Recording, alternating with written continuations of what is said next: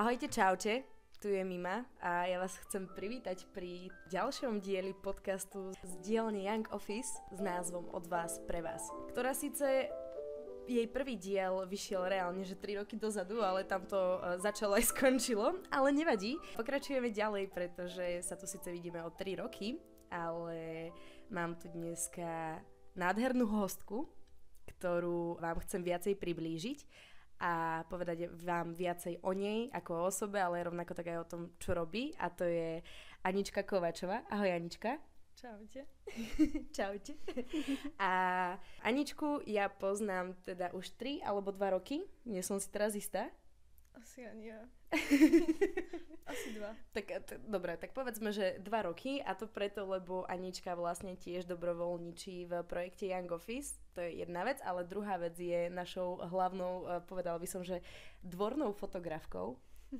Strašne extrémne veľa eventov, ktoré neskutočne krásne dokázala zachytiť. Keby není Aničky, tak nemáme content na sociálne siete a podobne. Takže to ti rovno takto krásne ďakujem a vďačím. No a Anička, prečo sme sa dneska stretli? Okrem toho, že to mám ako povinnú úlohu do školy. Zdravím pána doktora Somra. Ahoj.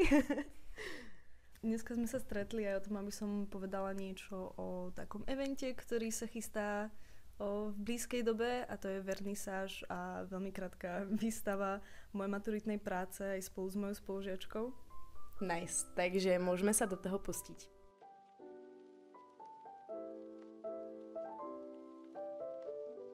Tak začneme teda prvou otázkou a to je tá, že Anička, ako sa máš? Aký si mala dneska deň? Ako sa cítiš?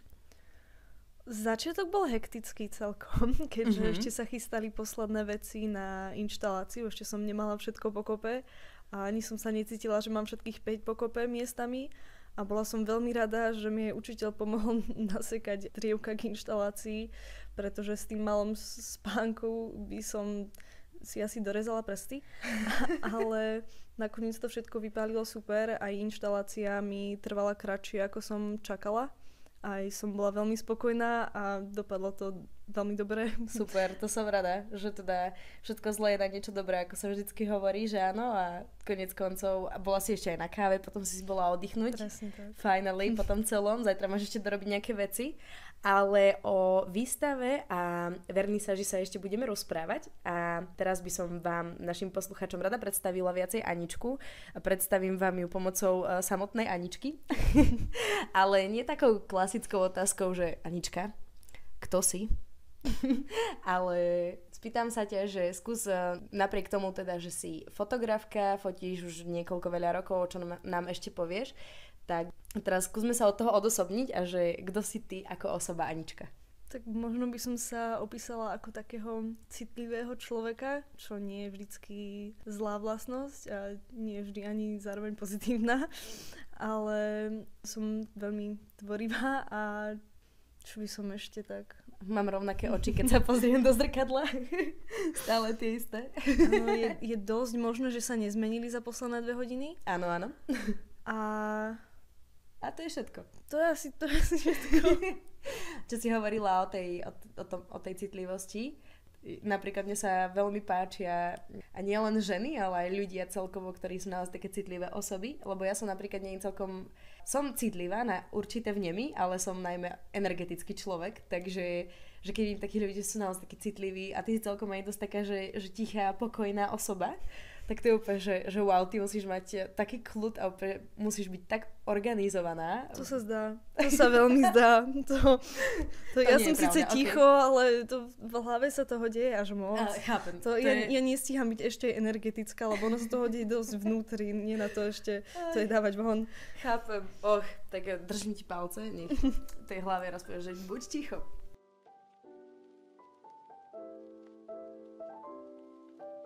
Zároveň, teda už ako sme načrtli, tak si fotografka, Anička. Fotíš už niekoľko rokov a zaujíma ma, že vlastne kedy si sa dostala ku foteniu? Že začalo to foťakom, alebo že ti niekto dal foťák, alebo... Ja som sa najmä inšpirovala môjim otcom, keďže on, odkedy som bola malá, tak v kuse za nami behal s kamerou alebo s foťákom. A potom neskôr, samozrejme, deti veľmi radi kopírujú svojich rodičov a opakujú po nich, čiže som to tak poberala po ňom. a kradla som mu foťák a neskôr, keď si on zháňal inú techniku, tak mi daroval tú svoju. A aj vďaka tomuto som teda v tom ostala, keďže som mala taký skok akože aj s tou technikou a že ma to tak posunulo dosť dopredu, že málo ľudí dostane techniku len tak, v podstate zadarmo. Čo si mala ako svoj prvý fotoaparát od tatina? Pozdravujeme. Prvý fotoaparát som mala Nikon D3200, myslím, to bolo. Takže si tým Nikon? No vlastne úplne prvý foťačik som mala taký veľmi malý digitálny Lumix. Ale už taký potom normálny, že foťák, tak som mala tento. Som určite tým Nikon, ale ono je to dosť, nie je to vyslovene, že nejaká technická preferencia kvôli tým kvalitám, skôr je to také, že z výhodností, keďže som študent a meniť značku je dosť finančne náročná záležitosť.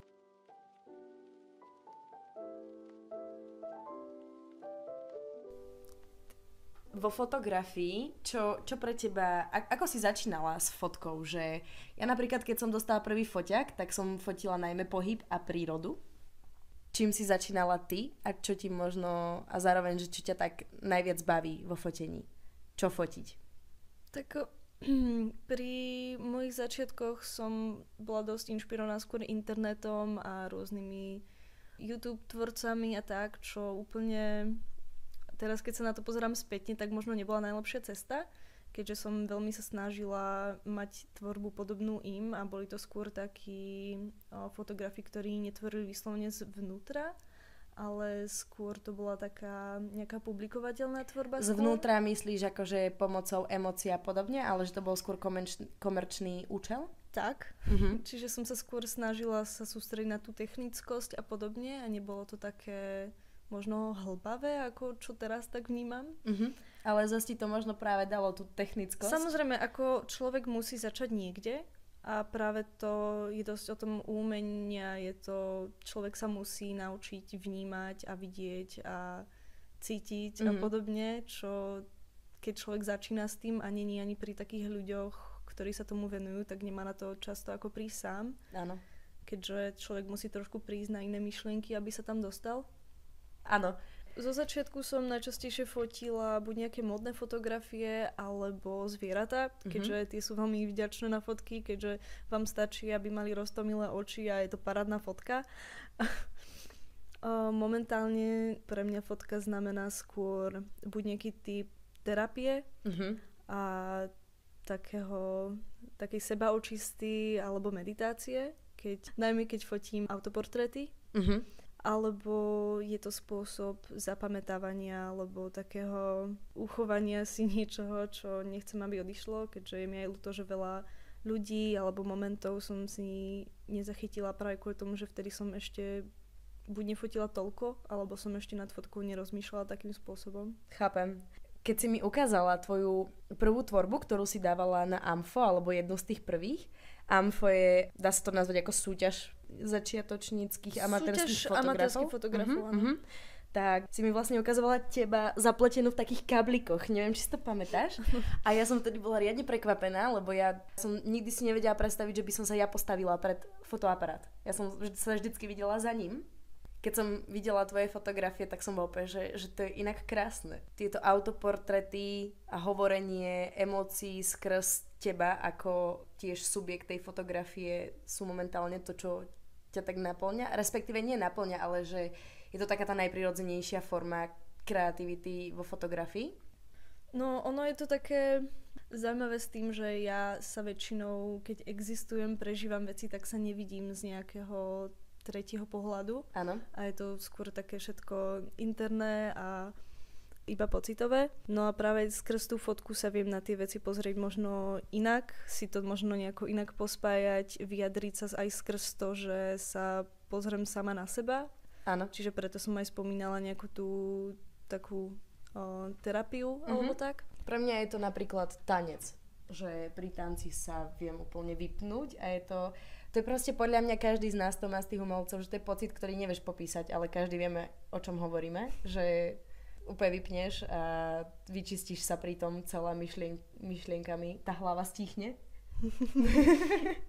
Takže... No ako kedy, akože keď je problém s technikou, tak práve moc neutícha. Pozdravujem všetkých ľudí, pri ktorých som sa snažila robiť skupinové fotografie na konci škôl a ročníkov, kedy som si zabudla SD kartu a podobne. Áno, mne sa stávali takéto veci. A to je možno otázka, ktorej sa tiež spýtam, že nejaké najväčšie výzvy, ktoré si mala pri fotení, respektíve možno, že úplne najvtipnejšia, ale zároveň vtedy strašne tragická vec, čo sa ti stala pri fotení. Ale že teraz sa nad ňou zasmeješ. Problém s kartou sa stal aj mne. Okay. Vychystali sme sa s kamarátkou a išli sme točiť ku kukuričnému polu, alebo teda točiť alebo fotiť, nám bolo v podstate jedno čo, ale došli sme na miesto a som ešte nabíjala baterku doma. Ano. Prišli sme na miesto a nikto sme nemali ani jednu kartu. tak to je úplne taká klasika, vieš? Tak sme sa iba hodili do potoka a potom sme šli naspäť. Ok, to dobre vyeskalovalo. Bol studený alebo taký svieži, hej, že vás prebral, či skôr také letné, vieš? Také nedobrovoľné hodiny, ma tam sotila tá kamarátka, ale... Pozdravujeme kamarátku.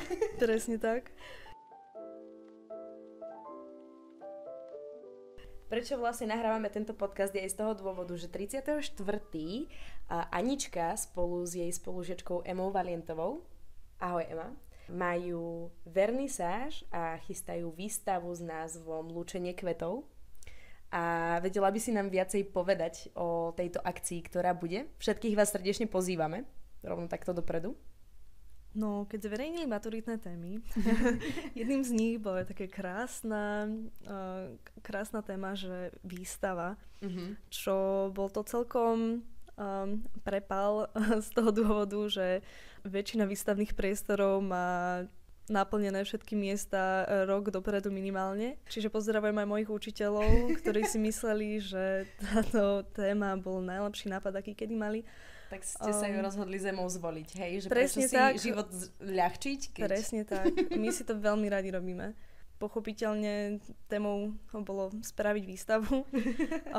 Pozdravujem taktiež Makovického dom, keďže oni nám uvoľnili voľný týždeň, kde to môžeme aj nainštalovať a teda kde tá výstava aj bude prebiehať. Presne tak. V Makovického dome. Ak by ste ľudia nevedeli, kde sa to nachádza, tak je to hneď pri Auparku a keď si dáte Makovického dom do map, tak to isto nájdete.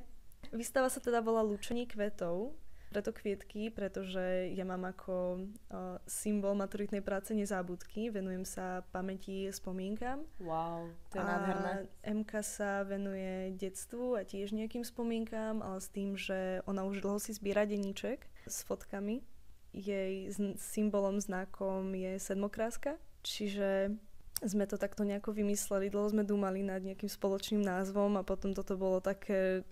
Keď sme potrebovali rýchlo vymyslieť, tak to bolo také prvé niečo, čo nám udrelo. Takže budete vystavovať fotografie, ktoré teda nejakým spôsobom apelujú na vaše spomienky, na detstvo. Aj v anotácii píšete teda, že sa lúčite s nejakou etapou vášho života. Teda máme to chápať ako teda ten odchod zo strednej školy a posunutie sa na vysoké školy. Odchod hlavne aj do nového mesta. Áno. Odchod z rodičovského domu alebo miesta, kde sme vyrastali. Chápem. Tak všetkých vás teda srdečne ešte raz pozývame na vernisáž a výstavu Lúčenie kvetov, ktorá sa teda bude konať vernisáž 34. od 17. Bude prichystané aj papanie a budeme tam všetci šťastní. Vstupné zadarmo. A výstava trvá až do 2.5. s tým, že teda 1.5., keďže je sviatok práce, tak Makovického dom bude zatvorený.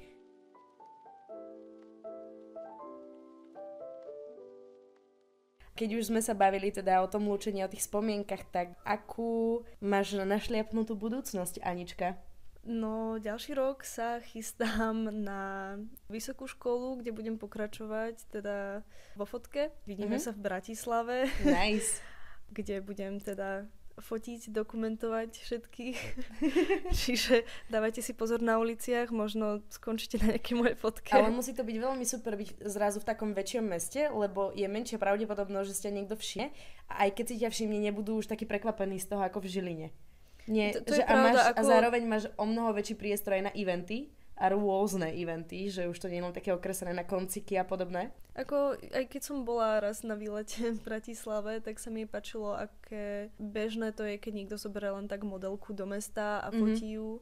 A bolo to veľmi príjemné vidieť, že je to takto normalizované.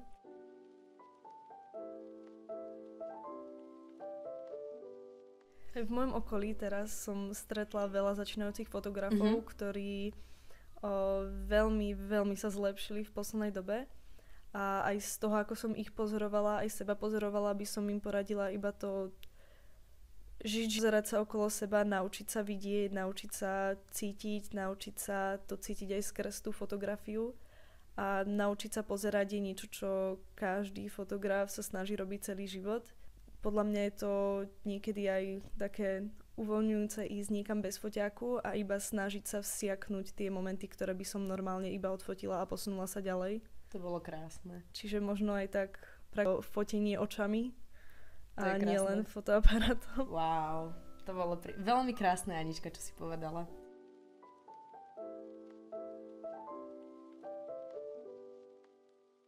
Ja ti ešte raz krásne ďakujem, že si bola súčasťou tohto dielu podcastu Od vás pre vás z dielne Young Office. Vidíme sa pri ďalšom dieli o 2 roky, majte sa.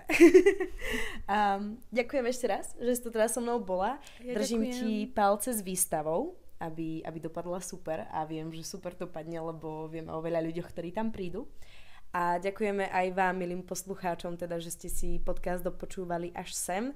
Ďakujem ešte raz pánovi doktorovi Sommerovi za to, že mi dal znovu možnosť s deadlineom natočiť podcast, lebo inak by som sa k tomu nikdy v živote nedostala. A želám vám všetkým krásny deň. Želám krásny deň tebe, Anička. Ďakujem. A teda, ak by ste chceli sledovať Aničku niekde na Instagrame a podobne, ako by ťa mohli nájsť, nejaký kontakt alebo web?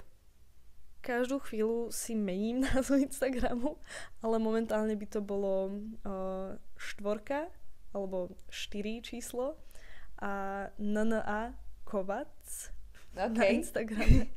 Takže kto máte záujem, sledujte a podporujte Aničku v jej ceste s fotoaparátom v ruke a majte sa krásne. Ahojte! Ahojte!